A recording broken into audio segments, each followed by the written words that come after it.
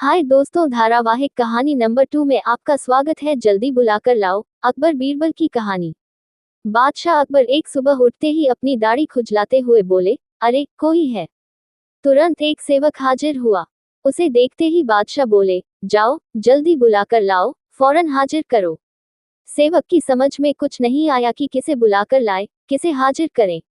बादशाह से पटलकर सवाल करने की तो उसकी हिम्मत ही नहीं थी। उस सेवक ने ये बात दूसरे सेवक को बताई, दूसरे ने तीसरे को और तीसरे ने चौथे को। इस तरह सभी सेवक इस बात को जान गए और सभी उलझन में पड़ गए कि किसे बुलाकर लाए, किसे हाजिर करें। बीरबल सुबह घूमने निकले थे। उन्होंने बादशाह के निजी सेवकों को भाग दौड़ करते देखा तो समझ गए कि जरूर बादशाह ने कोई अनोखा काम बता दिया होगा जो इनकी समझ से बाहर है। उन्होंने एक सेवक को बुलाकर पूछा, क्या बात है, ये भाग दौड़ किस लिए हो रही है। सेवक ने बीरबल को सारी बात बताई। महाराज हमारी रक्षा करें, हम समझ नहीं पा रहे हैं कि किसे बुलाना है। अगर जल्दी बुलाकर नहीं ले गए तो हम पर आफत आ जाएगी। बीरबल ने पूछा, ये बताओ कि हुक्म देते समय बादशाह क्या कर रहे थे।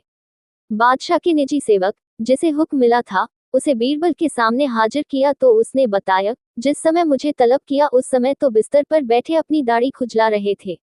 बीरबल तुरंत सारी बात समझ गए और उनके होंठों पर मुस्कान उभर आई। फिर उन्होंने उस सेवक से कहा, तुम हज्जाम को ले जाओ। सेवक हज्जाम को बुला लाया और उसे बादशाह के सामने हाजिर कर दिया। बादशाह सोचने लगे, मैंने इससे ये तो बताया ही नहीं था कि किसे बुलाकर लाना है, फिर ये हज्जाम को लेकर कैसे हाजिर हो गया। बादशाह ने सेवक से पूछा, सच बताओ, हज्जाम को तुम अपने मन से ले आए हो या किसी ने उसे ले आने का सुझाव दिया था। सेवक घबरा गया, लेकिन बताए बिना भी तो छुटकारा नहीं था। बोला, बीरबल ने सुझाव दिया था, जहां पनाह। बादशाह बीरबल की बुद्धि पर खुश हो गया।